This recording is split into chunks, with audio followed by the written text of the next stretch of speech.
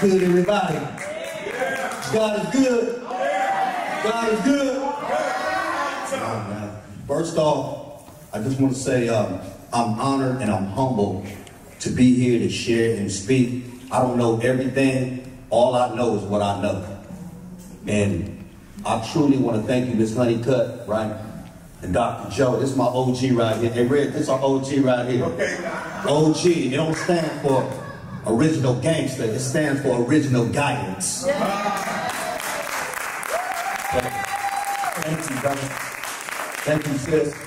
It ain't no coincidence or accident that everybody who's here is here. This was destiny. This is my brother right here, from another mother, but from the same father upstairs. I love you, little Rick. Y'all don't know, man, this man inspires me a whole lot. You know what I mean? He done walk the hot rocks of Baghdad barefooted, been through the gridiron, and now, man, is a doctor.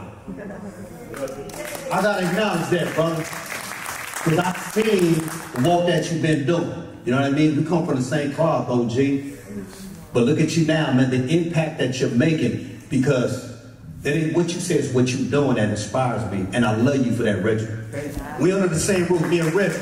Well, we used to tear shit up before. Now we over here, man, giving love to the people. How about that? Excuse my language, little people.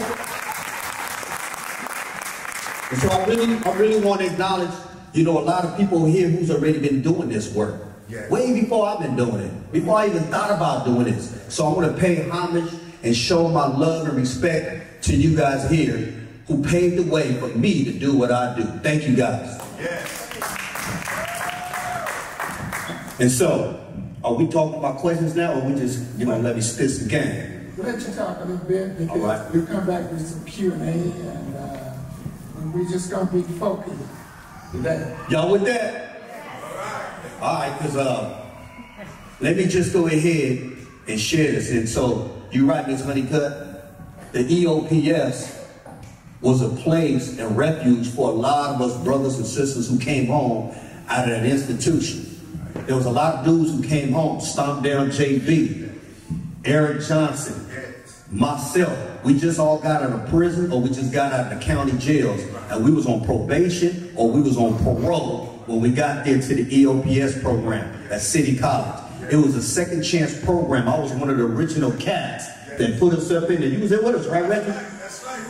EOPS, City College. I just went up there, man, because they was giving me free money. You know what I mean? They gave me some money to get books. I didn't buy the books. I ain't gonna lie, when I was at City College, I was stealing my books. I was doing that thing, I would put them in my pants, get out, because they was expensive. And so the EOPS was the best kept quiet secret. But we, brothers like myself, and brothers like Reggie, we broke the code of silence. We started, man, spreading that game and that love, and we started sharing it with other people who wasn't hip to it and didn't know about it. And so, let me even go before that. I'm born and raised in San Francisco. Yes. I'm a Frisco cat for real. First generation of Filipino. Grew up in the South of Market downtown area off of 6th Street and the Tenderloin. I got a big family. You know my brother Will, right? We look similar, but there's 9 of us. Oh my. Even my pet bull got long hair, look like us. And I'm the youngest, so they sprinkled me. And my father, yesterday was Veterans Day, right? Yes. May my father rest in peace. He was the first master sergeant in a white man's army. Filipino dude, my father. And he was a boss. He gave orders, and so when I was coming up as a young man, my father and us Filipinos, a lot of us, we was disciplined. If we crossed that line, they would tap that ass. And wouldn't even tell us why they whooped it, but you knew what they was doing. What's happening, y'all? Oh man, love. We just got love going on up in here.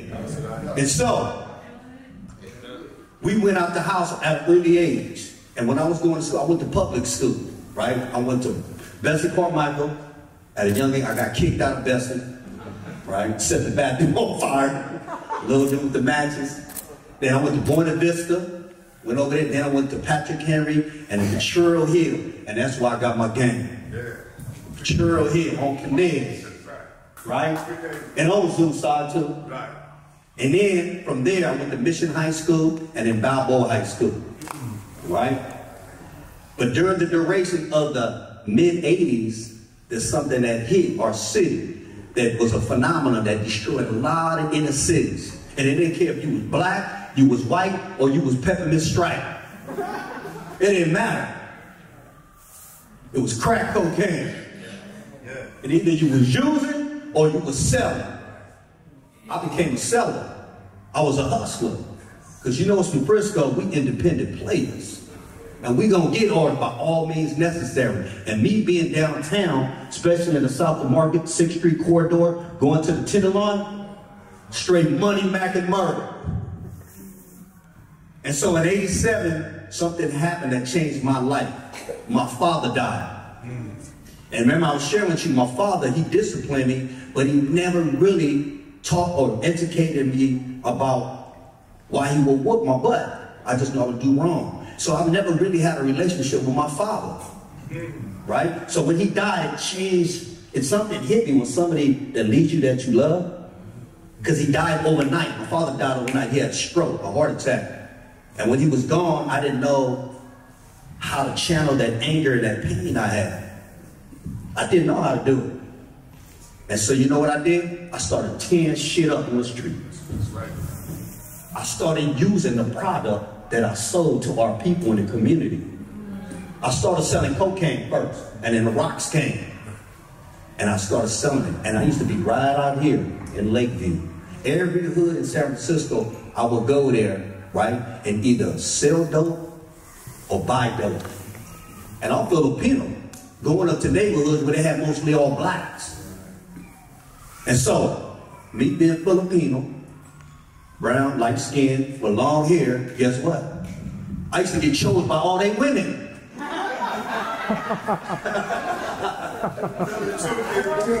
Yeah, but guess what? That came with being jealousy, so I had to fight. And I was good from the shoulders. Like I said, my father raised me as a soldier. I still can fight. But I learned to fight and put my energy in a different way to save lives now instead of taking lives. Because in '87, right? Thank you. In '87, when that occurred, all the way to '97, I was living a self-destructive lifestyle that I didn't even know that I was doing, but it was hidden behind all that pain because my father passed away and I never even had a relationship with him. And so I would go in and out of jail. I'll be up in Bono, I'll be in Santa Rita, right? And during the duration, I didn't know. Then I got sent, right, to City College, to the Second Chance program at EOPS. They said, there was a dude there, his name was Dennis Ubungi. Remember Dennis? Filipino dude who knew me when I was little. How old are you, Rain? He knew me when I was your age, because there was a center I used to go to in the South of Market called Canning Hill. And he worked there as somebody who worked like we used to do with the kids, but I never understood back then what he used to tell me when he was like, you know, you got to go to school, you got to make white job. I'd be like, yeah, whatever. Because everything they would teach me at school didn't relate to me. They never taught me about my culture, my nationality, or my history, all the way from elementary, all the way till I got to the penitentiaries. And so, Dennis Ubungi saw me because I caught a case. I caught a dope case, right? I got busted by the San Francisco Library, right? I had an ounce of rock cocaine and I had an ounce of powder, and I got arrested for it, and it was a violation. And so I was in jail. Dennis Shabunga said, I can get you out of this and get you into college. All you have to do is agree with me. And I'm looking like, should I do 5 years and be with 5,000 men of that San Quentin State Penitentiary? Well, I ain't gonna get no coochie. Or am I gonna go to City College where there's 5,000 women and I can kick it? I'm just keeping it real, y'all. This is the way I speak, and this is how I get in. Because I want to speak to your heart. And so I made the check. I'm going to go to City College. And I went there, really not to go to school, but just so I wouldn't have to go to jail. And when I was up there, Dennis Shabunga introduced me to Bill Chin, Asian brother. He introduced me to Juanita. Man, we used to work in the office. And that's why Miss Honeycutt. Where's Miss Honeycutt at? Was she hiding? That's why I met her at City College. Yes. And when they had me at the EOPS, they taught me how to go out and meet other people who was in my same situation, who was going in and out of jail, who was hanging like wet laundry on the corner, who was selling dope, and who was ex-felons. And I said, man, I know where everybody at. That's easy. Because I'm selling dope anyway over there. So I had a conversation that I could share with them. And they started coming in. And the EOPS program at City College became one of the most impactful programs at that school during that duration. Yes. A gang of brothers and sisters we was getting priority registration. We would get classes that would teach us about who our culture and our history was. I met some of the best teachers, Tony Giwan, may he rest in peace, right? They started teaching us about being entrepreneurs. They had psychology classes. They had things that I could relate to now. Because there was teachers who actually looked like me and would give me game that I wanted to hear, that I wanted to have to survive. And so, I would go to school, get other people in, but I started liking it. During that time, I was still selling drugs, right? You know, I was acting like I was good at school, pull up in my Suzuki Jeep Samurai. I had a Suzuki, those are dope trucks. Suzukis. I had the green one with the fat tires and the phantom top, knocking too short with my two 18-inch speakers, with my raccoon hat. That was me. Yeah. And so, I caught another case, right? I don't know if y'all know a guy named Willie Brown. OG, triple OG. Triple. He was the mayor. Yes. And so since they found out that I had action with Mayor Willie Brown, they gave me another opportunity, which was cool. I was like, thank you, Willie. To this day, he's my partner. He helped me get $4 million, man. Come on, man. He helped me get $4 million. What was that? October the 8th, 2022. They helped buy a new building for our community. So anyway, I don't want to bore y'all. No, that's exciting. That's exciting. $4 million? Yeah. Come on now. And Nancy Pelosi got on the mic and said, right? Right here. Y'all was there with me? Yeah. And so watch this, right? So anyway, there was an opportunity job for me, and you heard it on there. It says Filipino Gang Prevention Council. I'm like, yup, I got it. That's me. I gang bang. I'm Filipino. They cannot deny me. I went there. I met a dude named Mauricio Bell at Burnham Heights Neighborhood Center, District 11. He asked me 2 questions. He said, you ever been locked up? I said, oh, it was that question. Every time you say you did, you a felon, you don't get the job. So I told Mauricio, yeah, I have been locked up. He said, cool. You know how to speak Filipino? I lied. I said, yeah. You're hired. So, October 8, 1994, they sent me District 11 to find all the Filipino gang members and Asian gang members. And you know where I knew they was at? Balboa High School. Got on a 14 mission because the police took my truck. They confiscated my truck. And the cops who did it back then, who were gang task force, actually they my friends now. Yeah. And so I'm at Balboa High School, and the big fight occurred between blacks and Filipinos. A lot of the blacks who was in a fight stayed right here in Lakeview. And so anyway, sat them down. They came up with all the answers. The kids did, right? And I said, boom, what y'all want to name it? They named it that right there, United Players. Because in 1994, you had the Get Low Players rap group. We had Forte and the Players Club, spelled P-L-A-Y-A-Z. And guess what? 28 years later, our organization now, it's not a club, it's an organization. We are pushing and saving lives worldwide, y'all. Start from the roads, from the concrete, from the youth.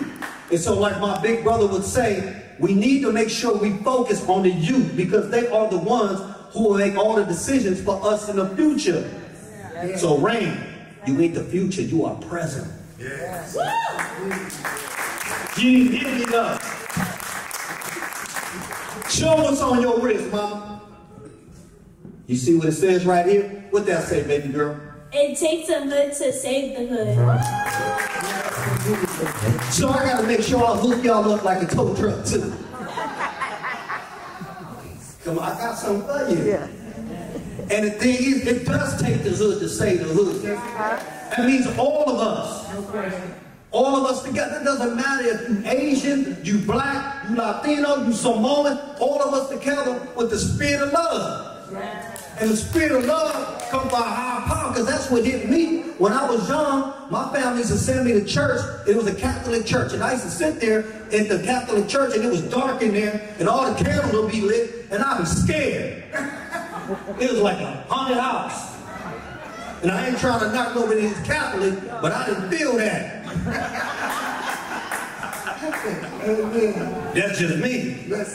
Maybe you do, but I don't. Because, you know, it's like music. Some people like listening to hip-hop, some like rock, some like old school, new school, no school.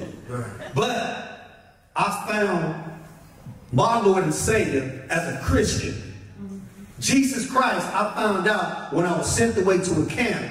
70 miles past Sacramento, they introduced me to a man who is the realest gangster on this earth. And his name is Jesus Christ. Yeah. And he's a gangster, and that's why he's God. That's why his name starts with a G.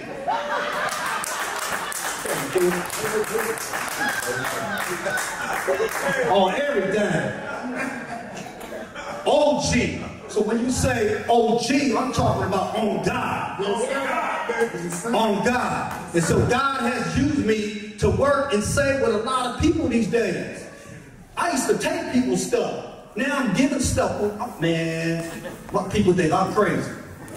But guess what? I guess being crazy is what you have to be to make transition for a world and a city that's towed up. That's right. And so watch this. In addition to me, right, giving people the opportunities like people gave me when I was at the EOPS or the Bernal Heights Neighborhood Center or Candy Kid when I was young, I started figuring it out. And Miss Honeycutt is right. It's about us reaching one, teaching one, and learning what we get and give them to others. And because you never know who you're going to run into and what they're going to give to you or how they're going to serve you.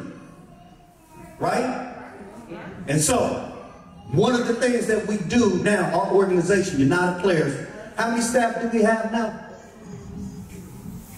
20? No, we have over 20. I didn't hire some more people now. 20? Well, I'll tell you what, most of the 20 people that we hired are from the hood. It was young, right? Went through our program, is in our program now, who run it. I learned how to work smarter, not harder. I let them do everything. I just kick back. And so in 2012, in our country, something happened in America that changed the direction about guns. Y'all know what that was? This dude went into an elementary school and he pulled out a big old gun and he started shooting up little kids. Sandy Hook. Y'all remember that? Yes, sir. And so when that happened, God hit me and he said, you know what? I'm going to help you build something to destroy guns. I was like, what's that? But he gave me the opportunity to work with people to get together and community partners, mothers, people who've been doing this work, police. We all came together as a community. Blacks, Latinos, Asians, all of us came together, and now we do these things called gun buybacks, right? I'm not against the Second Amendment. I'm gonna tell y'all straight up. If somebody comes to your house, you got the right to defend your family like anybody else. But what goes around here in this community and other communities is a lot of senseless gun violence. And when somebody's pulling up and they pulling out a big old gun, one of them hammers or those choppers, and they squeezing it, and these are kids and these are young men now who ain't got that emotional, right? They don't have it all right here. They're jumping out with anger and emotion, and they squeezing the trigger, and they knocking everybody down. And so what we're doing, right, Rez? We're able to move the crowd by getting guns on the streets and destroying them. Yes. Like, we really getting the guns, over thousands of guns since the Sandy Hook thing started, and we I'm gonna show you this.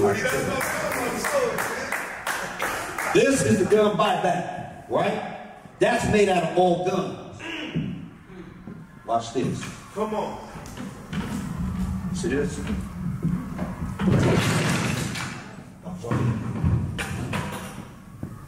We even got it in Spanish.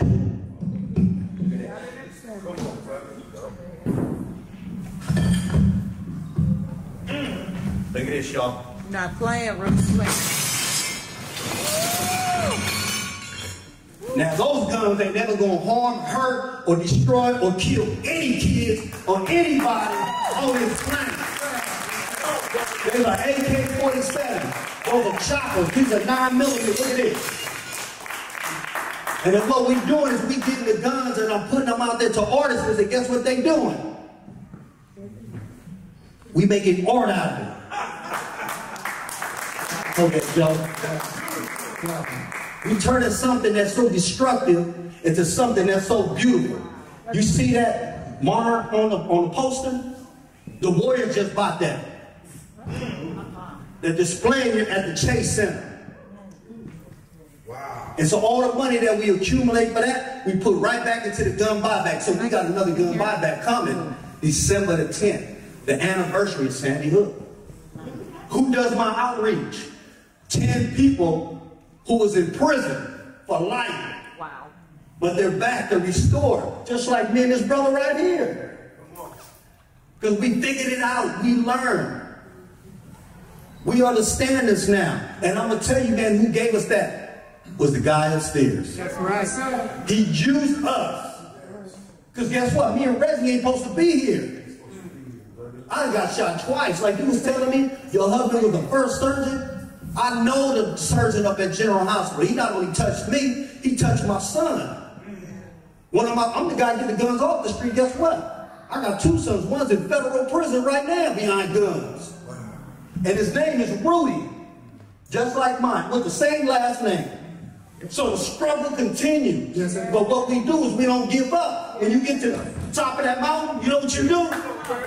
You look up at the other mountain and climb up another one. That's right. You don't give up. You keep pushing. Like a pregnant woman.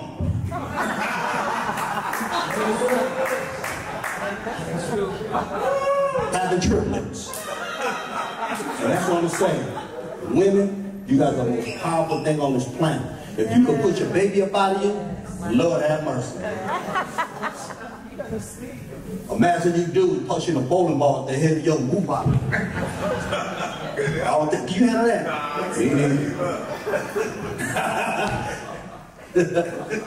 And so we're doing something about what happens. There's a lot of stuff that goes on in these streets, right?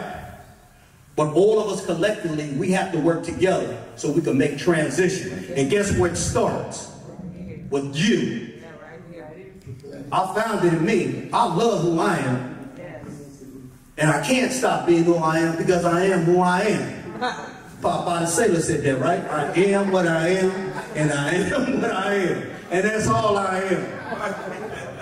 Until I'm gone, Reg, I'm going to still keep pushing forward, y'all, to save lives. Yes. And so thank you guys for letting me speak. Thank you for the opportunity up here to share some wisdom. And thank you for doing what you guys already do on the front line. boots to the ground, 10 toes to the floor.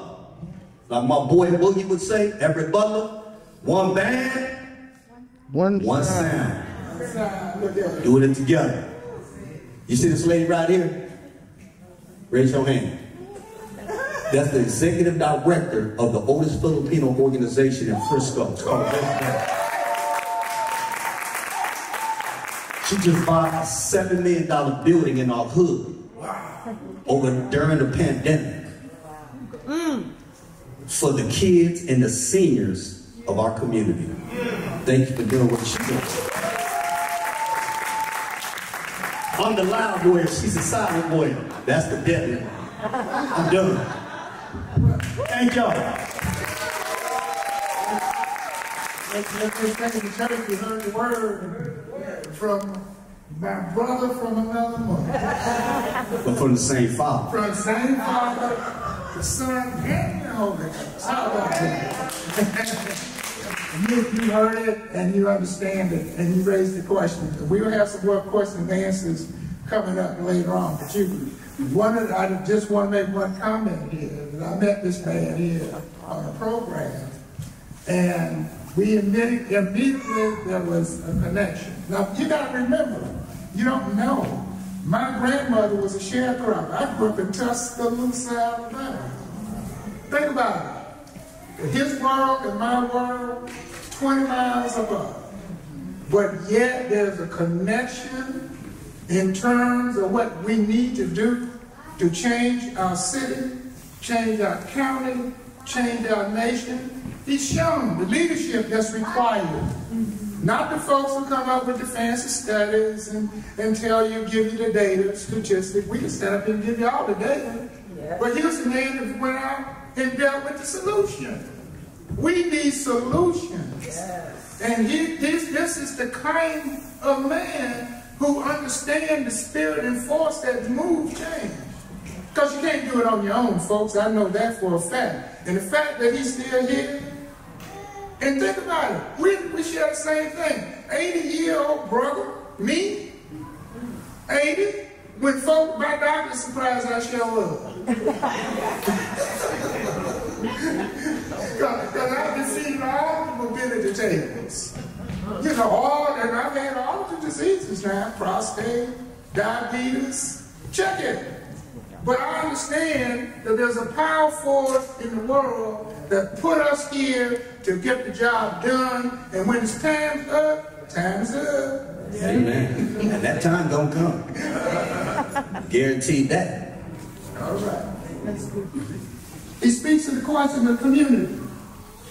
That the community is the place where change will occur. Yeah.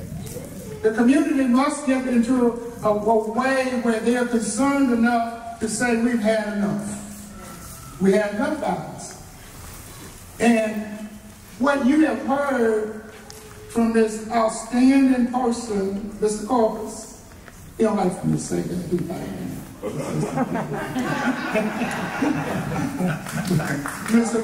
Mr. Rudy, I don't mean it the way they used to make me say it in Alabama. But I mean it in terms of an endearment for what he represents. Well, you know I'm a work in progress here. Well, we are all works in progress. Yeah. Even at 80, they're still building on the building. 80 years old. And I'm still examining life and continuing learning. The young lady was surprised I could even use my phone the other day. But you can see I had a raggedy computer that the executive director had come up and operated. But let me say this to you, because what you're hearing here is a marvelous message that should be given out into everybody's community in this country. This man has a vision. He's worked on that vision. And then, of course, we can ask questions. I can ask him about his budget. He already told us that he met a donor that says, okay, I need $7 million. He didn't write a proposal. Check that out. Sure did. You see, I'm sitting there saying, he got $7 million and he didn't write nobody. I get 5,000, I got to get to 20 signatures. Cha-ching. So there's something about what he says and what he does that attracts folks with the same message in terms of giving him the support that he needs, recognizing that he's connected to the higher power. You see, folks need to hear that. See, I can give testimony to that because I'm not supposed to be here. And matter of fact, like I said earlier, my doctor was surprised that I show up sometimes. She told me, "You look so good." I said, "Yeah."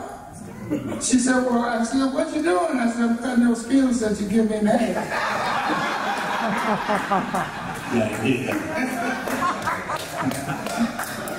Because when I took the medication, you know, you got so many adverse impacts, you know, your kidneys, your liver.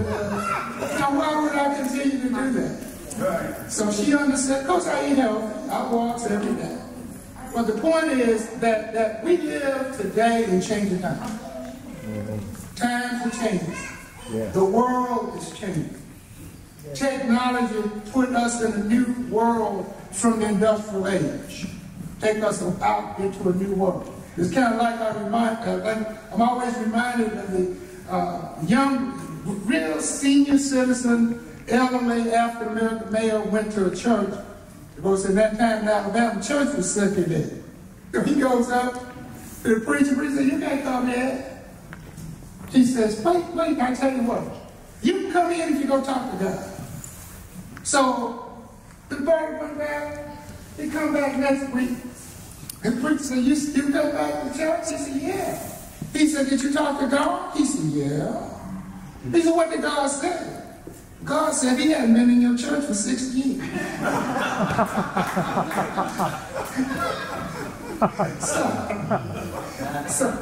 So the point is that here we are, that people can do something to bring change. Apathy is not an option. Action is the way. That's right. And deeds, and how we need to proceed into the future. There's a future. Now, certainly in my 80 years, I've seen the past and the future. It's still moving. But the point is that we as a people must understand the connection between us all in terms of this great gap in some areas. Because one writer writes that we are a nation of strangers. And what that writer means, that you don't know the people in your community or in the world. That we are cosmopolitan persons. We are people of the world.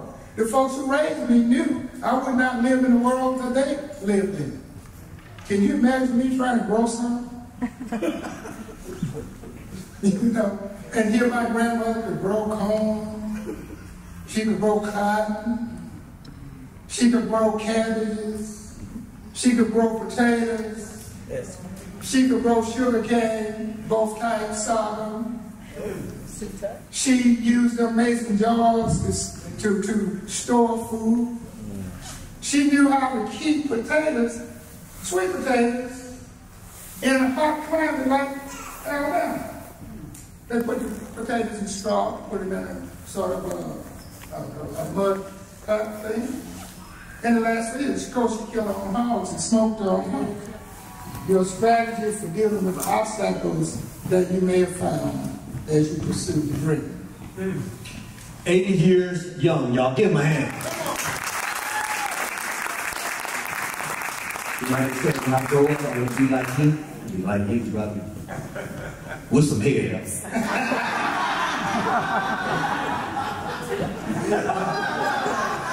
You've been saying that. 80 years old, sexy ball head. God's plan, baby. Well, what did God say? So the question is, what strategies have you found work when you find obstacles in your way?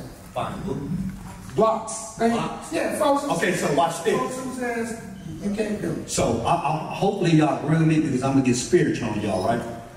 This is the only way I can understand this and put it in the terms that I know now, is that you have to move with the spirit of love. Right? And love is not a soft word. You know, It ain't about hugging, high-fiving. It's about learning how to hold people accountable in action. Right? When you talk about really getting down to it, love is an action word. Yeah. Because anybody can get up in here, like I always say, they can get up in here and they can talk the talk, they can spit a good game and pop that lip service. But if you're not willing to support the action you speak, then you just advocate the macaroni. Whole lot of macaroni. Now look here, you have explored and destroyed the house. Hold on. You see that young lady right there? Young Kyle, raise your hand.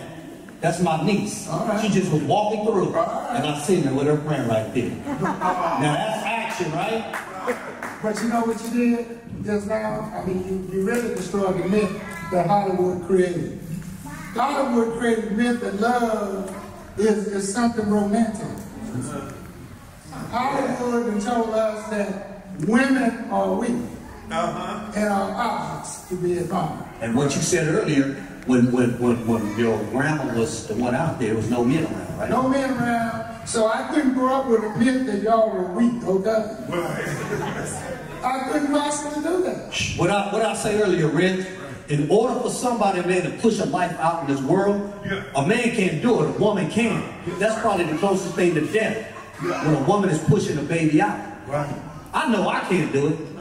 Well, So a woman has to be extraordinary and remarkable and strong in order for her to push life out. and that's why God made you different. Come on, man. God made you different. And we should understand, at least I have come to understand, the power of God. And I'm not saying this from just some religious point of view, because sometimes folks get religious and understand the spiritual forces that operates in the universe, that we are a part of the cosmic environment. That our energies are such that we're connected. As I used to tell the kids, God is within you like that switch on the light over here. Yes. You click the switch and you get the protons and neutrons coming together, positive and negative, to create light. Right. You can't see it, but it happens. It's a scientific fact. Matter of fact, many scientists now come to understand that they only have a little bit of understanding of the universe. Right. That's real talk. However, we know these problems of human problems have been created by humans. Therefore, these problems can be changed by humans who understand the connectedness, that we all connected. Violence, you know, is a force we don't need in the universe. By the way, when you study the human species, aggressiveness and violence is part of their nature. Now, one psychologist said that we are no different than apes with suits on. They ain't talking about the way we behave. In terms of how we are aggressive and violent as a species. But hey, let me just cut in real quick. Because humans, we didn't went past what animalistic is, to me. Yeah, okay. And the only power that I believe that can penetrate somebody who came from God, that can be that way, and that's why some of it's spiritual, is the devil. Right? His whole job, y'all know, and I'm not no pastor preacher, is to kill, steal, and destroy. And he will put that spirit out there. Yeah. And so when you ask me the question about strategy, how do I deal with the haters? I kill a man with love. I continue, man, to put God first and ask him to guide me, like even before I came here. Put in me what I need to say and I need to do. Because I'm going to put you first. I never was like that. Like I shared with the brother before. I used to work with the devil. Yeah. And I did a good job for him. But not knowing the truth at that time. Right. Know what I mean? I will fill myself with substances that will alter my mind and my spirit, but I was living in a dark place. And I didn't have no remorse for what I did. Because what they say, hurt people what? Hurt people. But heal people what? Heal people. And the scripture speaks to evil and good. It speaks to the fact that evil and good exist on the same plane. Yeah. And there's always that struggle. between good and evil in terms of the forces within. The Apostle Paul talks about all of that. That struggle, that even when you want to do good, evil is always present. So scripturally, when you look at that and use a spiritual analysis and putting it together to bring good to the community, raising up our community, our young people can look beyond, they're looking at 24 years of age. I used to ask young people that I taught at, not taught, but I was in charge of Fellowship Academy. Some of you may remember that. But the point is that they didn't think they would live beyond 24 years. Now, one of the differences between me and their experience was that the folks in my generation gave me what? Hope. That there were possibilities beyond the difficulties. Persevere. You don't let me in, I keep knocking on the door. That's right. I keep knocking. And when you move in that life, there's no, when you go back and check your record, for example, folks gonna say, hey, Joe, you know, we didn't sue you for sexual harassment. We didn't sue you for making false personnel reports to get folks fired. Because I say to the folks that I work for, and they'll tell you, I just tell them the truth. You cannot fire a person without cause. I'm not a lawyer, but I do know you have to show progressive discipline. Oh, but Dr. Kent, John was incompetent. What does that mean? John just needs training. It is your job as a manager to train. Right. Now, that's strange coming in within the environment. That's why God put us where he wants us to be. See, we think sometimes that we did these hard things, you know. And Fetterman, the Democrat that won his election, had the stroke, and he said, I love what he said. He said, I fell down, but I got up. And that's what it's about. Falling down and getting up. No one is perfect. Right. I don't think God requires you to be perfect. He just requires you to do the best. Speak truth. To whoever you're talking to. They always tell me I talk the truth to power. I talk truth to everybody. You know, and I'm not saying that I'm transparent. I think transparency is very difficult for a lot of people. Because we live in a society where we have to hide fraudulent behavior sometimes. Not sometimes. You got folks who tell you, and I like being a minority because you have to check my record, and my record has to check out. It has to check out. And that's a good thing, because it keeps me on the right path. Now let me ask you another. In terms of future, as you look and ponder the future, what do you see the future looking like in regards to your program?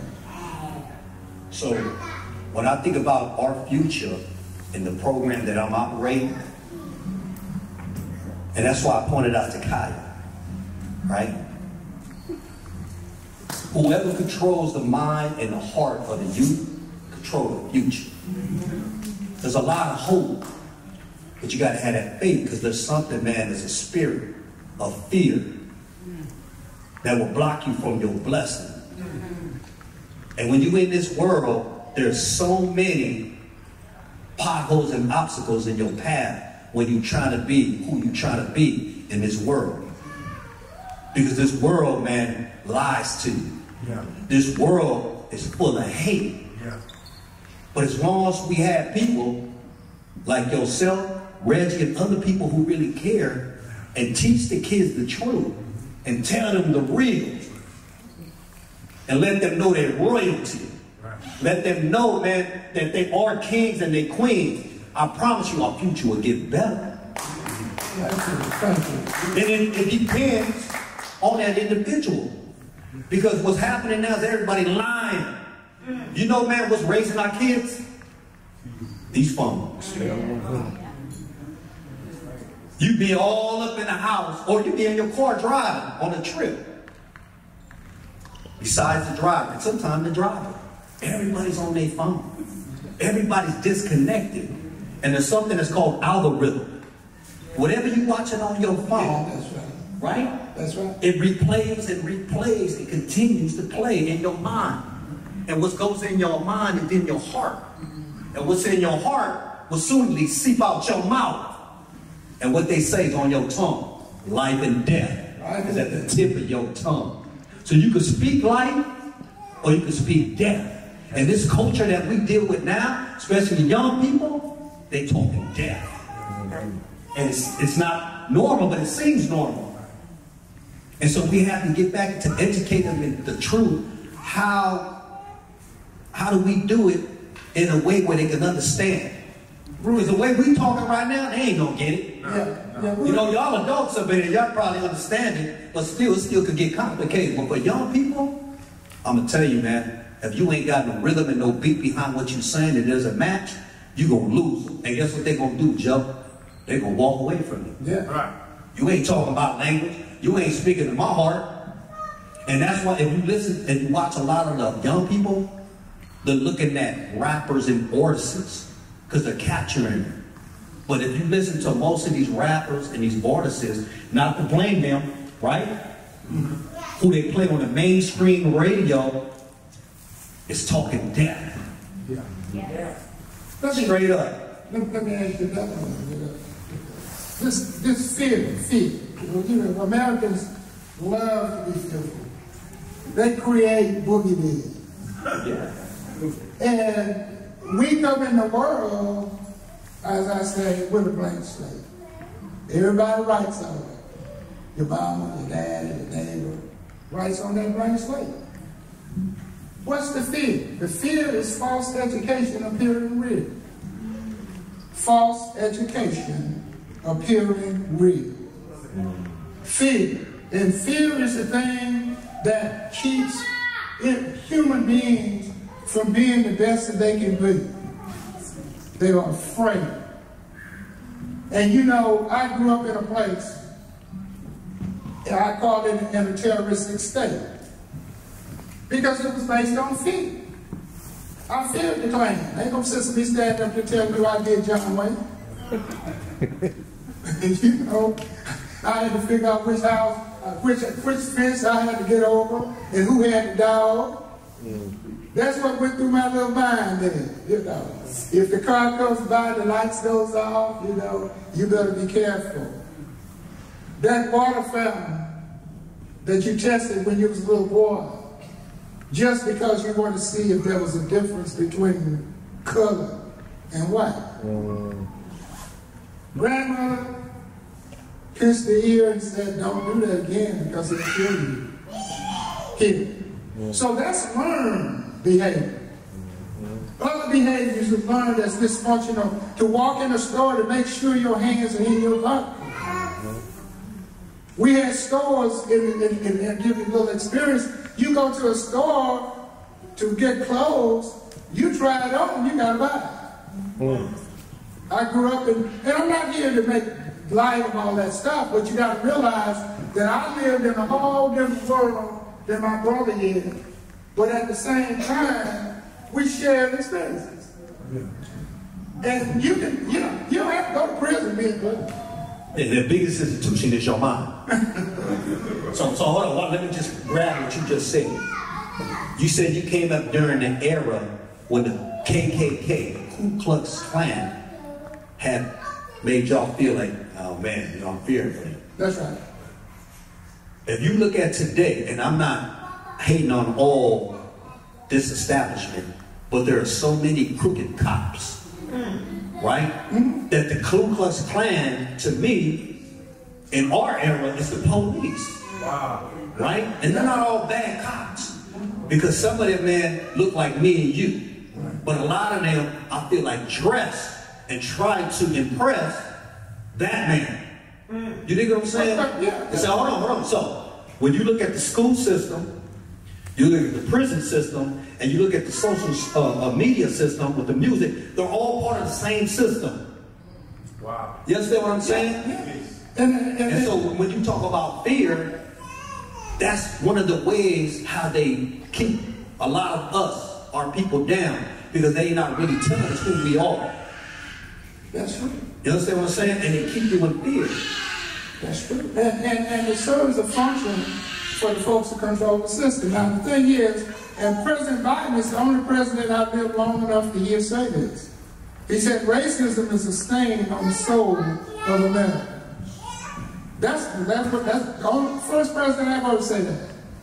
And what he's talking about is as far as a systemic structure that exists in the education system, the entertainment system, the economic system, the political system, the law system, sex system, and the war system.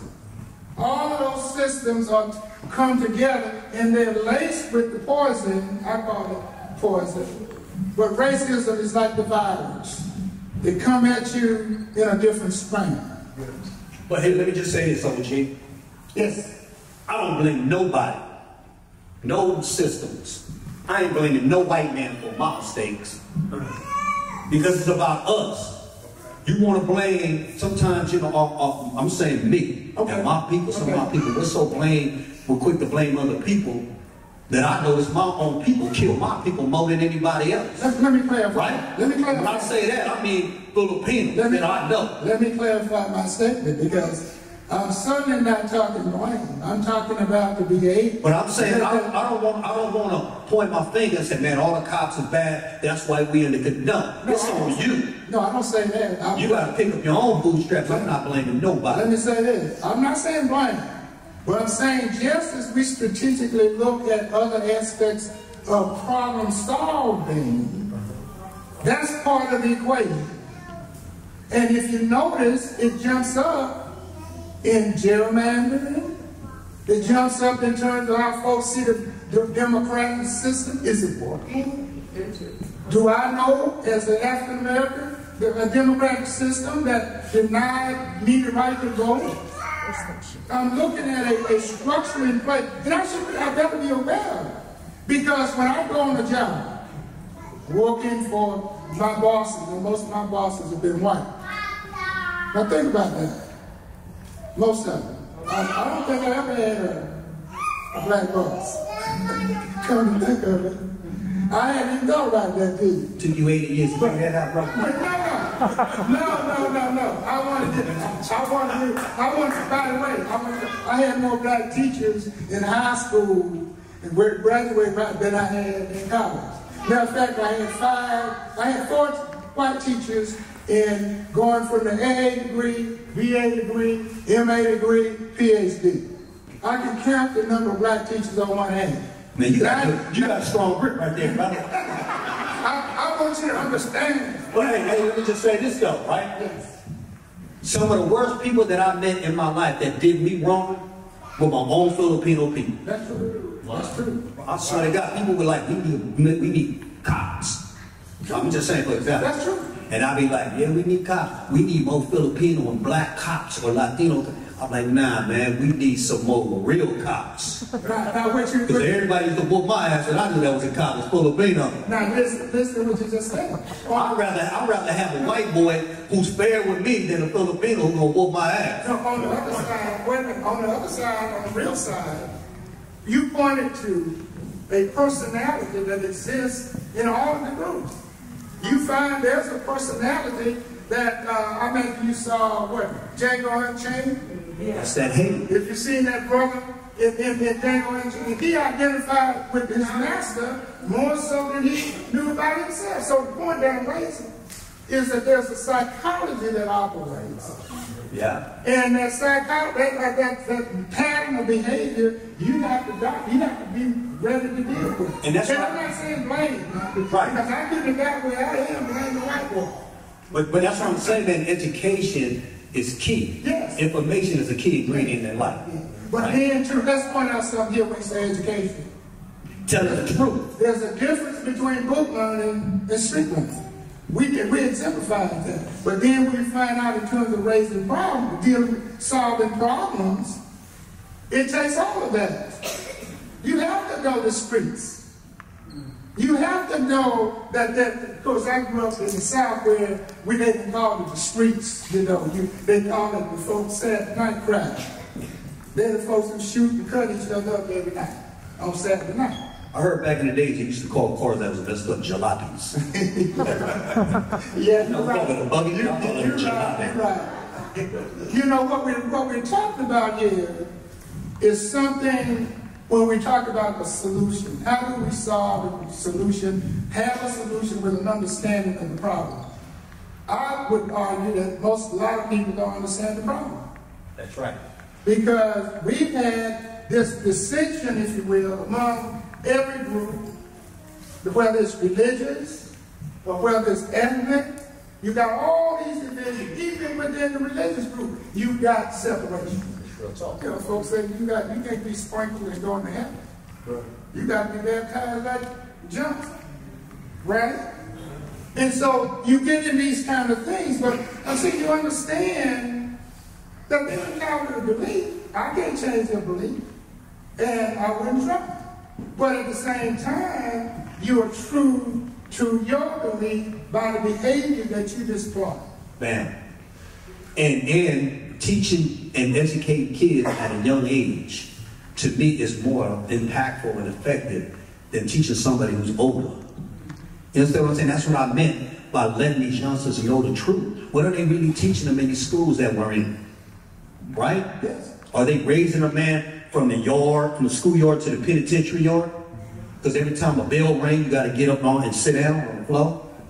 You understand what I'm saying? That's the model. And so you know how they say that pipeline from school to prison? That's real. Yes, sir. Because it's a big business. But when we got the opportunity to get the youngsters in our program, like Kaya when she was young, we talk to them and tell them the truth about it. And then they got to make a choice themselves. You either going to choose barbecue or you going to choose mildew. I know what line I'm going to be in. But that long line with the barbecue. Hey, Rudy, You got to be able to tell them the real though. And I only tell them my truth and my realism. Rudy, let's I mean- take some questions here from the audience here. They might have some questions. You some get me comments. started on it. I know, I want to keep you started.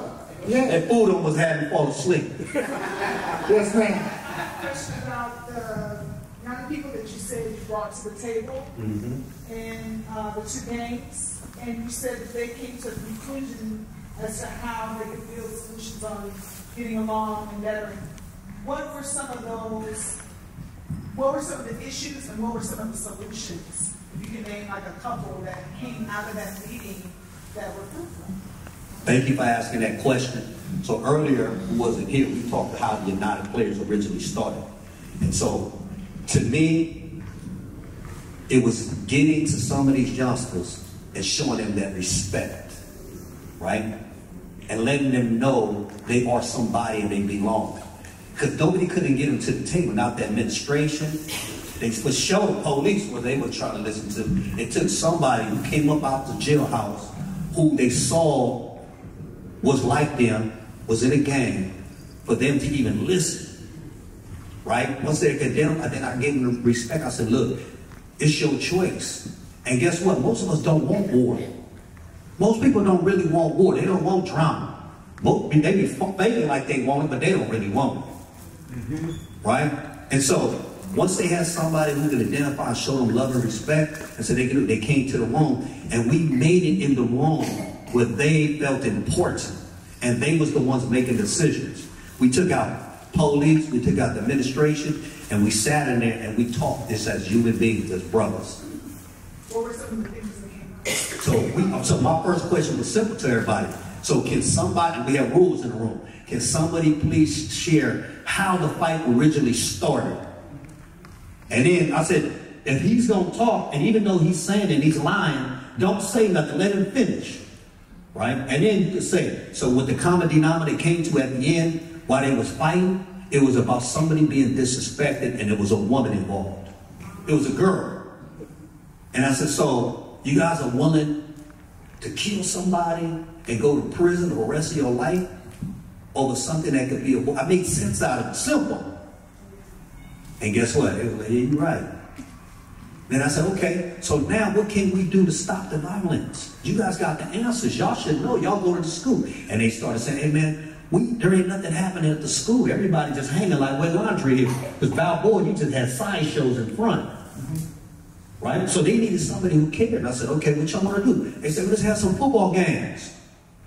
Let's have some hoop games. Let's have some talent shows. I said, okay, well, help me organize it. We can make it happen. And then I would get the blacks, and I would get the Filipinos, and I would mix them. I wouldn't put blacks against Filipinos, because if they was on the basketball court, they'd fight. It'd be all over. So I mixed it up. You know what I'm saying? You see what I'm saying? And it started working. After, you know, things that are universal, are sports, food, art, music, those are the things that we use. Even back in the days, I know when King and them was organizing, one way he would bring them to the table is through food. And so you got to find these things that we know that work. It ain't nothing new. That's why I always get and acknowledge all my people who've been doing, like y'all been doing this way before I even thought about it. Y'all already know this. I just took your game and put it in me. In my way. And I use the same strategies. All the stuff that I knew that I worked with everybody and everything y'all did, I took. And everything I know didn't work, I just let that behind. It's wisdom. And guess what? When they got the power, the people got the power. And we started making it work. They felt good about it because everybody wanted to belong to something. Whether it was a gang, whether it was a turf, whether it was a sect, that they belonged to something that made a difference. Mary, you have a question? I do. Rudy, San Francisco is overwhelmed with violence. Every time we turn around, another death, shooting, stabbing, what have you. We go to these city meetings, and I've attended so many of them, and over and over again, we talk about, well, what should be done?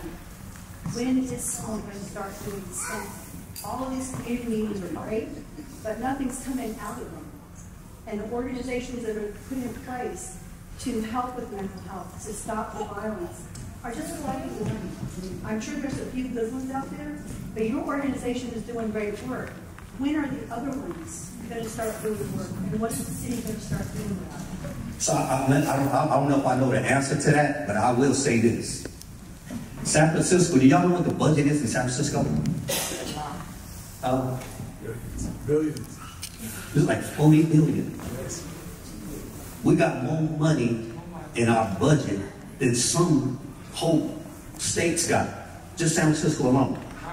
So the money ain't really the problem. The problem is, and I love some of the people who's in place. You got to remember, and I talked to the mayor about this. The mayor's from Frisco. She from the project. She went through the same stuff we went through. She can't make decisions like a CEO because you have a board. And guess what they do? They pride us in a way.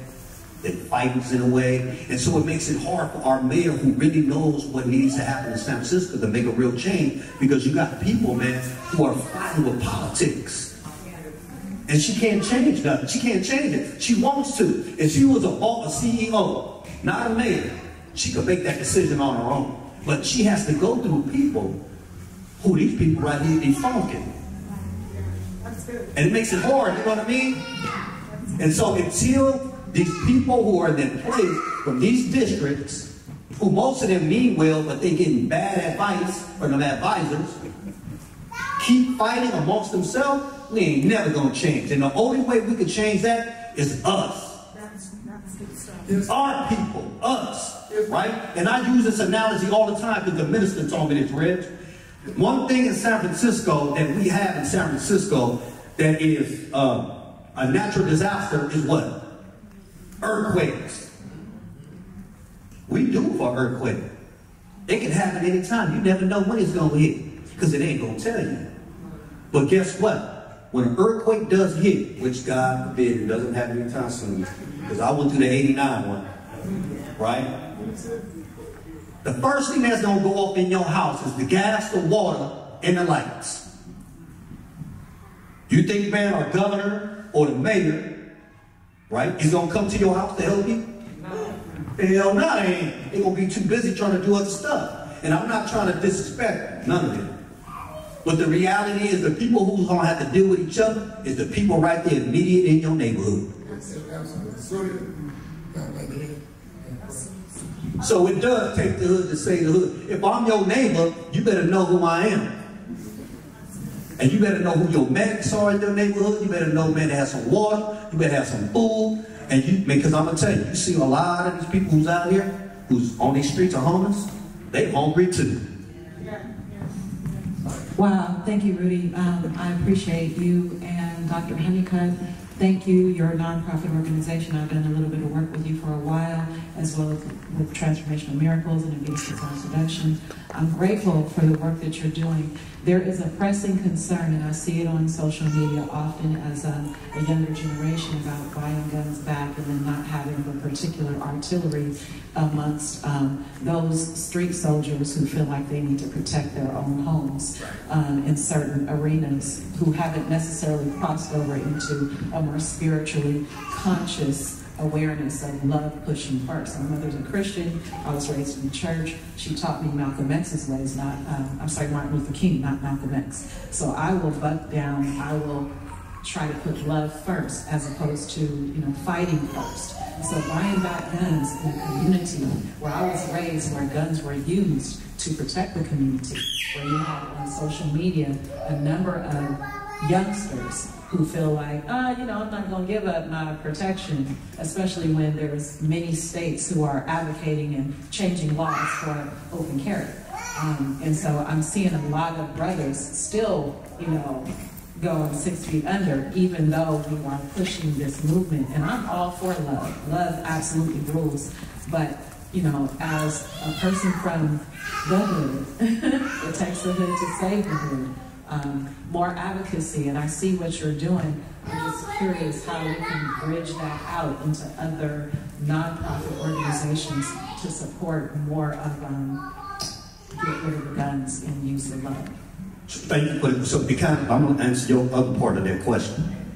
There's a lot of organizations who are getting paid that don't do shit. Keep it 100. You probably got, man, in one district, 300 community-based organizations. In certain neighborhoods, it ain't but like 10 Turks. So you gonna tell me 300 organizations that are out there that are supposed to provide all these services and resources, that there's this much killing going on in Frisco and ain't no opportunity? No, there's opportunities, right? And there is, but you got poverty pimps. You got programs who are getting breaded out and they're not even doing nothing. They scared to talk to the people. And so watch this. This is the realest I can get with you.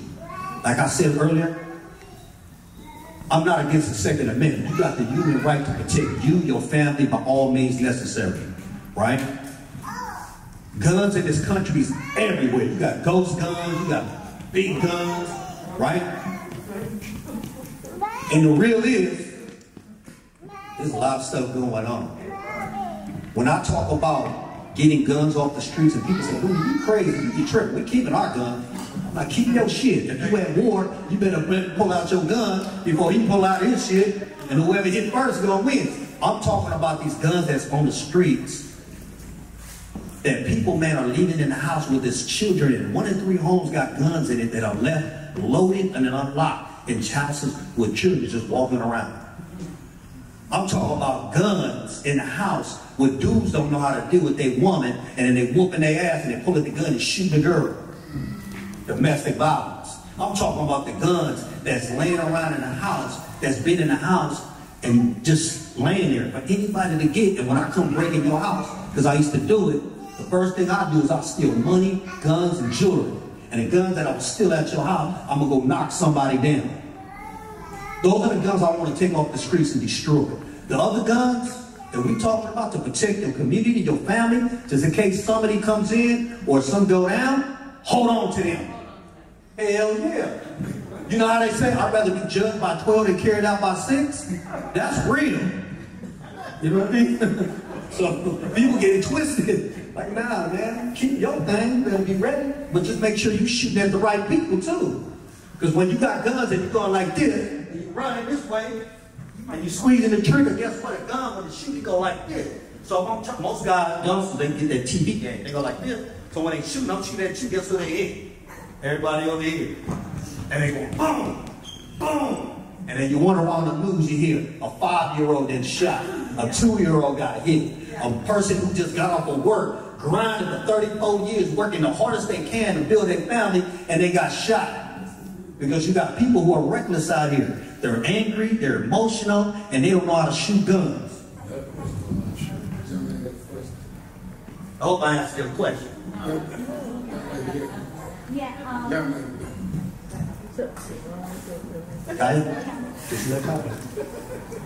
What you say? Oh, one of you? Okay. My group is working with the city of Raleigh, the law enforcement, COVID, to build sustainable community. One of the things that we're doing is we're taking this one area, which is the Walnut Forest, which was hardest hit by hurricane, and making that sustainable. Part of that is we're doing an event for the young men and young boys to get them out. So people like you, and you both, well, Dr. Joe, he is coming to address the young men. My question is, what do we do? Because I heard you saying there's certain language that they hear that you can talk to them. So what could we do to bring the young men out? What, give me some ideas on how can we talk to them, communicate with them, and the idea is to have the Lower Ninth Ward be a model city, including reducing crime, for other cities around the United States and worldwide to be model after. So we're using that. And Dr. Honeycutt, I want to thank you for pulling it together. This Mary and I have just getting a lot of ideas. So there's a few of us working on that project. But what can we do to get the young boys out? And the young men? What is the first step, or what do you recommend that would intrigue them to come out? So we're bringing in leaders from around the world, including the two of you, along with the leaders in Walter, along with the leaders in New Orleans. This is the event that's going to be next year. We want something going on. Right. So what can we do to help reduce crime? So first, I want to applaud you for what you're doing. Right? Thank you so much. But if you want to get young people engaged in the work that you're doing, you got to find somebody in the hood that they trust. And that it could be one of the big homies. Okay. It could be somebody who you never thought that you would ask for them to come. But it's got to be somebody they feel they got to trust somebody. They might be the leader of the gang. Getting at him, say, hey man, we're trying to do something positive for the people out here. You got some youngsters who be interested, right? But you got to find somebody that they trust, that they believe in. You know what I mean? Because you got a lot of so-called people, they say that are OGs, who's really guiding them in the wrong direction. Instead of giving them the right tools in their hands, they giving them drugs and they giving them guns. And they telling them this is the way to roll. Which says, then they will find somebody it's all straight. Like if you got a car and the car break down, you're not going to go to see a dentist. You're going to go to a mechanic. Right? So if you're dealing with something or somebody that has to deal with stopping the violence, you have to deal and find somebody who that's been there, done that these youngsters trust. And I promise you it'll work. I just had an idea while you were talking, is to have the two of you do a video on our website talking to the young men, but let them give you some of the other things. That's popular. But watch this though. I got people out there in the Ninth Ward that I know that the kids listen to. You feel me? We built the first house out there in the Ninth Ward when Katrina hit. So I know some of the homies out there who's really with the stuff that these kids are listening to. Thank you. And then what you know is who you know. The young lady. Yeah. When I see currently both insurance here, I'm having help kids in Marin City and South Central Los Angeles get on their way. And what we found, and I wonder what you think of this, is that we decided to do it through work, through jobs. We found, like, going to high school, this kid is a really good expressive person, or this person is very artistic. And we go into the neighborhood businesses and find people who can mentor them, right? And we would make clear that, look, this person is a gold to us, and she becomes a gold to you. So we're going to test you. We're only going to give him or her to you for a month, and if he doesn't progress or she doesn't progress, then we're going to find somebody better than you. Right. And it worked. I've been doing it for 20 years, and with dozens and dozens of kids, and it really turned them on to another life. Now, also, some of them wanted to go to college, straight to college. We would together outside of the neighborhood for a while. And so what we did was we tried to turn them up, where two people would go to college in Portland together. They had a buddy, and they were far away, and we moved their farm, and they couldn't come back. And most of them do come back. And so I just wanted to hand that off, because we've been discussing different ways of law, but I just wanted to share that idea for what happens to kids that were in gangs or were tempted, and how to make it a new life. She just gave the answer right there. And y'all been hanging together. That's it. Thank you for what you're doing. Oh, thank you. Because all it takes is one person's life that we save and can change the whole world. All it takes is one grain of sand to move the earth. When you make adults responsible, like, look, we're watching you as much as we're watching this kid. And you can't do it right, but we're going to take this kid away. Come on now. Accountability. All that there is to it. Okay.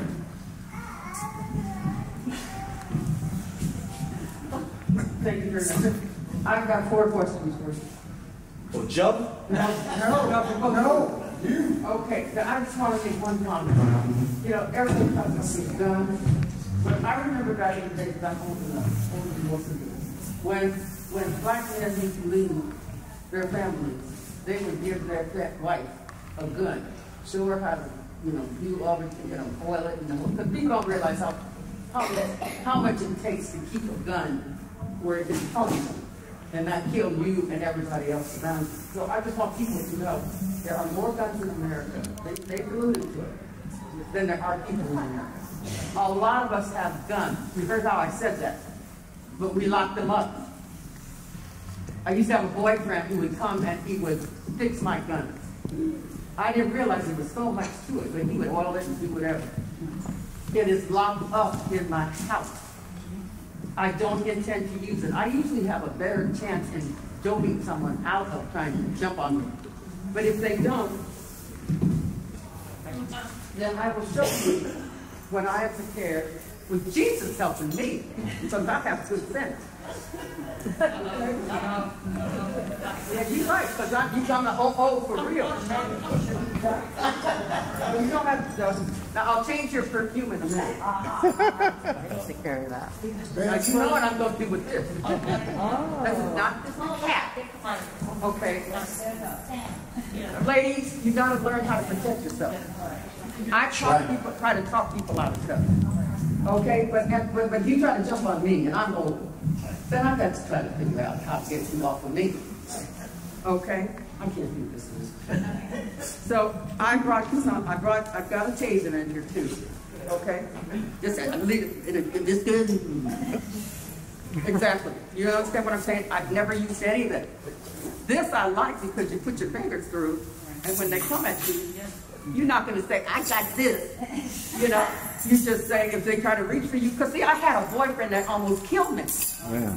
He got behind me. I was wearing this real great leather coat with a big collar, and I had made the mistake of telling him I didn't think it was going to work. Well, he lost his mind. And he got back there and he was choking me, and his son took him off. I said, never again will I let a man or a woman, because women get crazy too, okay, do anything like that. So yes, I'll spray you. I'll do the protection on you, and I'll fix you up like this. I'm not going to have you jumping on me. Well, ladies, you better get slick, because these people, when you get to my age, they think that you can't protect yourself. and they will try to jump on you. That's right. I'm just trying to be real with you. I'll make it. When it comes to the guns, lock your guns up. You don't want your grandkids or your kids getting a hold of them. And you need to go to the rifle range. So you're not shooting up in the sky and you understand what I'm saying? Use your head for something besides something to have. Okay, so my question are these. Let's see this wonderful woman over here, right next to Norma. That's Althea Carey. Yeah. That's my mentor. Theta, I'm gonna tell you your age, don't get angry. Theta is 92 years old. Theta is 94 years old. She has been my great supporter from the beginning. You see, she's sitting up here at one of my events. Okay?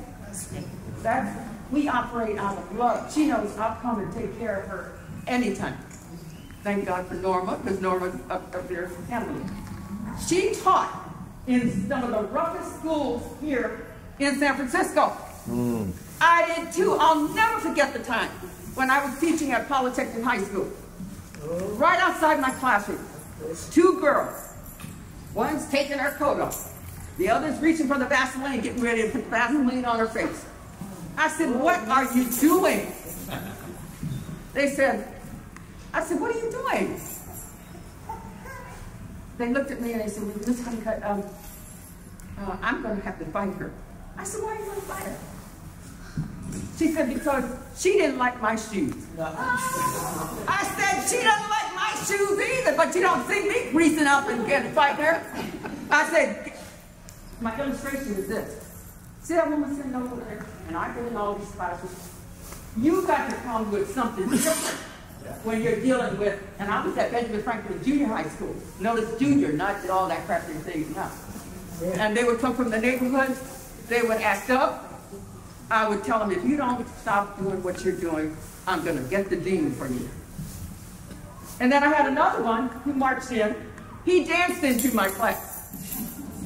You know, no music. He just. So I let him stand. He sat down. I said, are you Bruce? He said, yeah. I said, I'll see you after class. Well, he couldn't read. And he's been signaling to me, don't follow me. You got to know the people you deal with. We are not taking enough time to talk with these young people. We are not doing enough intergenerational types of things. We are not supporting people like Joe and Rudy and Marcia and Valerie and Mary Ann who are doing who are doing the work. We have got to talk with these young people. My question for you right now is, since the school, we know the San Francisco Unified School District is having trouble educating our children. All of them. I've got a mentee at Lowell High School. She's brilliant. They just let her alone. She's head of doing all kinds of good stuff. But the information I get back from her and her family about what they're enduring is inappropriate. We know that if we go to the other schools, we'll find the same thing. How do we control or change the school district so that we can get them to truly educate our young people? How did you, Rudy, with your immense, wonderful program, control the deleterious aspects of the educational system to work in such a way? I know you went into the system at Balboa High School to change that. Thank God. Do we need to do more of that? Or are we going to have to do something else? Because if you got to train some people, Rudy, you can't go in with the same kind of stuff that you would do in proper schools where you talk to them. Oh, no, that ain't going to work. Okay, and let me tell you something else about people, young and old. Reflected in our young people in the schools. People, all these young people know when you love them. Yeah. They know when you love them. I don't care if they're Asian, Latin, Pacific Islander, black, white. People know when you love them. Okay. And thank you for asking. Right now, our school system is messed up, y'all. Keep it 100. Until we change the curriculum, right, in these schools, it's still going to be a lot of drama. And I mean, it starts at home, right? You got so many people who's coming to the school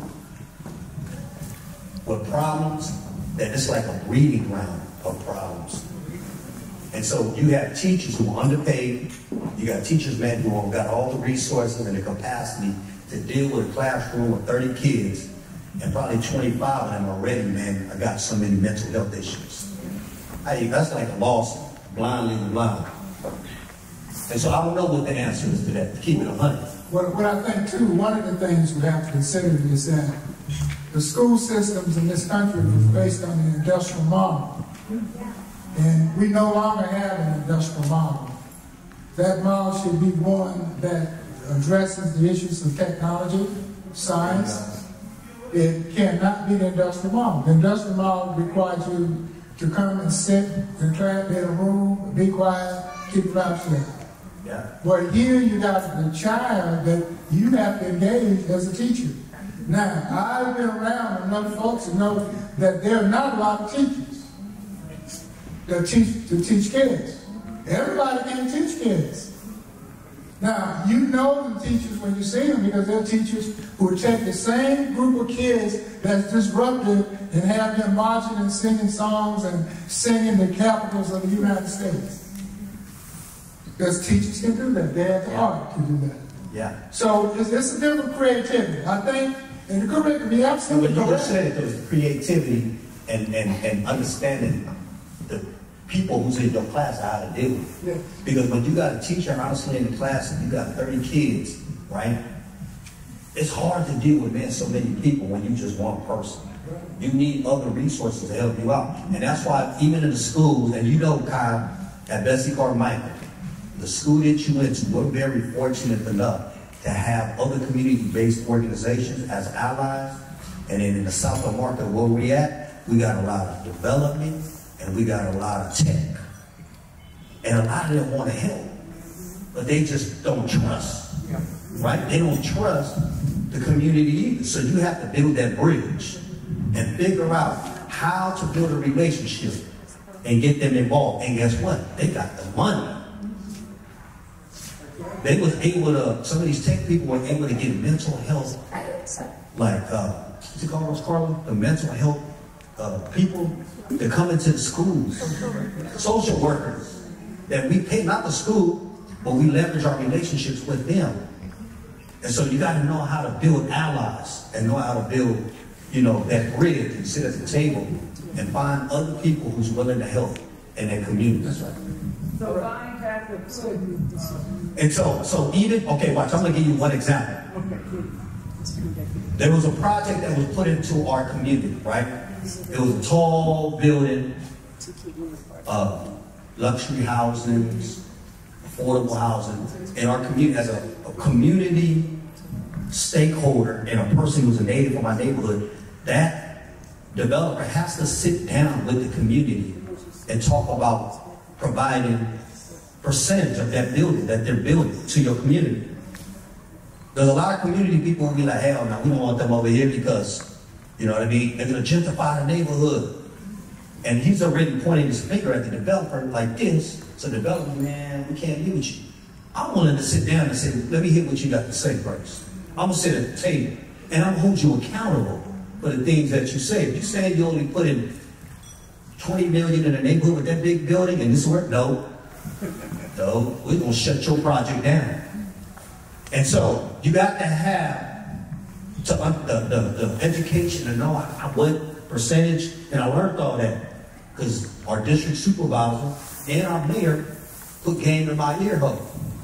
They said, no, this is the minimal charge, but you can always go up, otherwise you can shut it down. And so I was able to build real relationships with these development people who put not only 20, they was able to generate $76 million in our community that helped build the schools, to fix them up, to help put money into rebuilding our rec center, right? The Gene Greer Rec is going to be renovated and fixed, to put money into the community-based organization, and then to buy housing, affordable housing for the people so they won't be displaced, and then the seniors.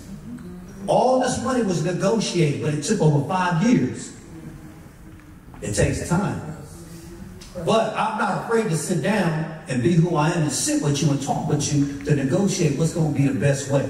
Otherwise, man, if you're not coming with the correct amount and the dollars, we're going to shut you down. And I'm going to come out there with my whole community, because I'm born and raised in the South of Market, and I'm 94103, you 94103, and we're going to sit up there and say, no. Because the power is always in the people. And then you have other CBOs like we talked about earlier, right? Just give us this much. They'll sell out the people.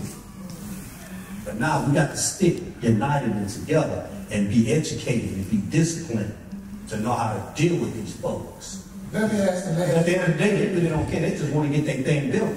I'm going to ask the last question, being from the country. What's the difference between North Market and South Market?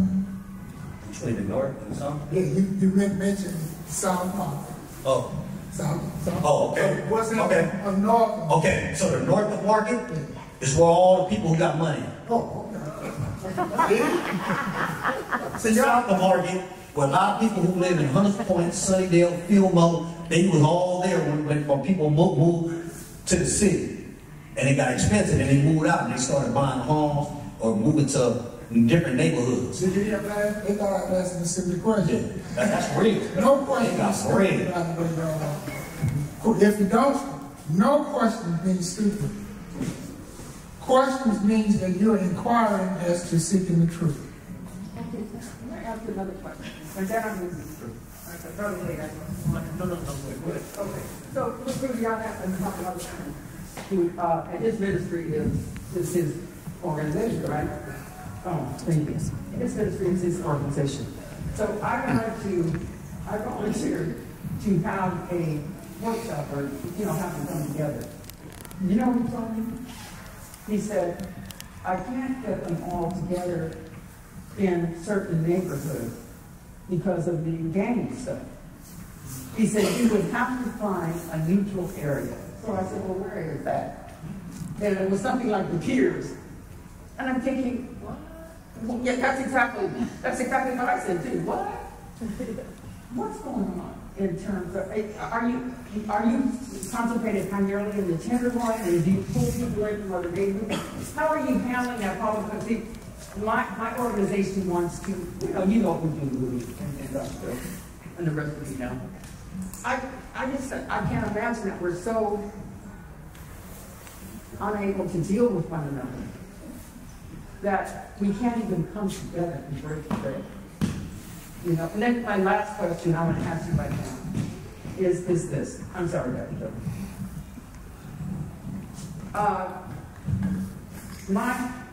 From what I'm hearing, young men are having trouble dealing with young women in the schools. When they try to open the door for the young woman, she gets all up in the chest and says, I can't have you opening the door for me. I can't open the door for myself. And here we go. Then they try to take them on.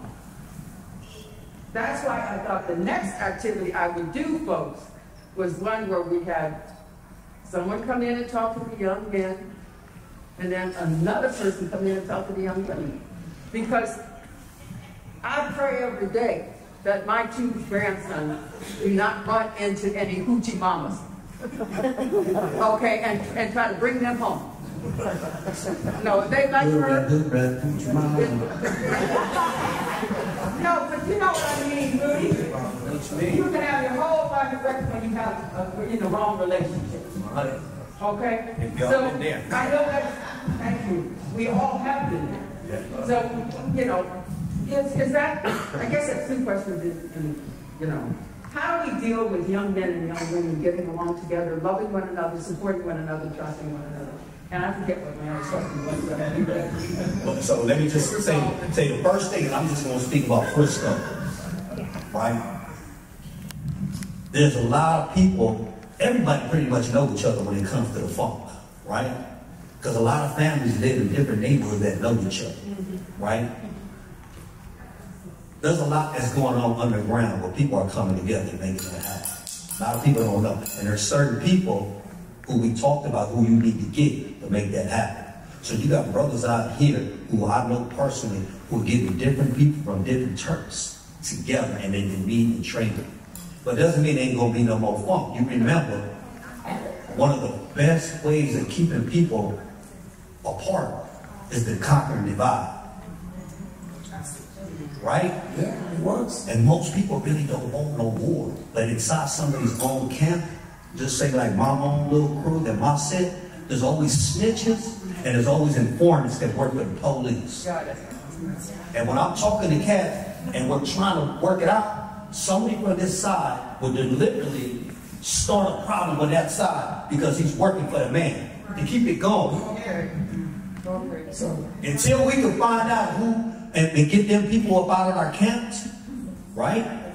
It's always going to be funk. And some people just do not want to let stuff go because you didn't kill my family.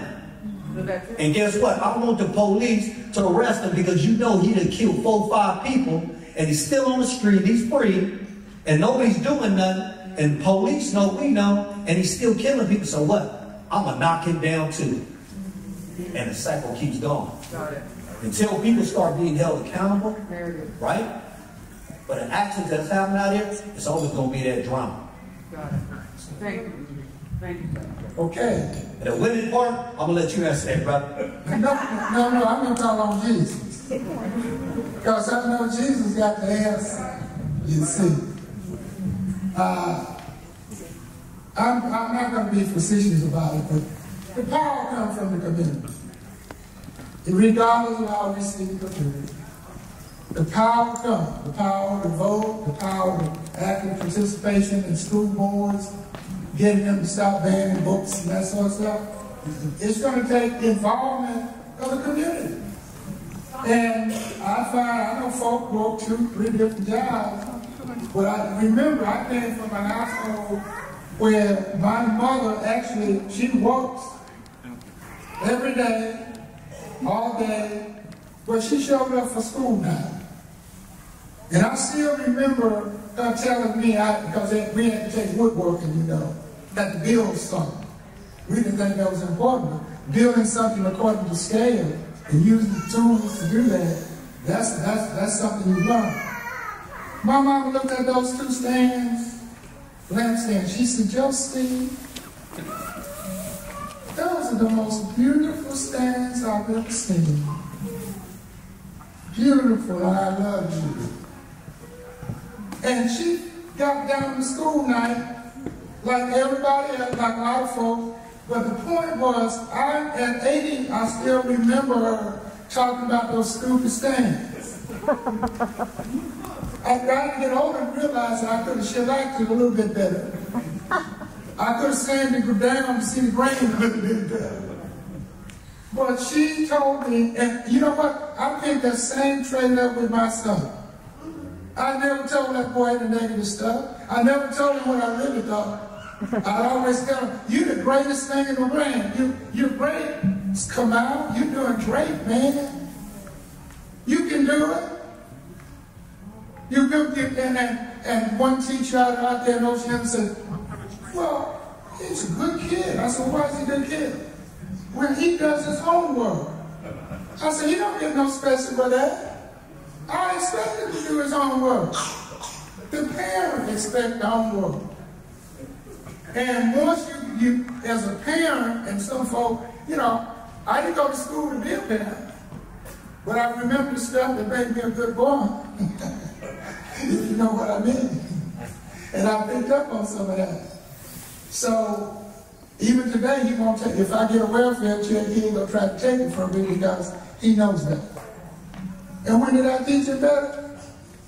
When he was young. Yeah, not when he's 6'5", 230. You're not gonna tell him nothing that's 6'5", 230. Okay, but you teach them young, when they're young. Okay, brothers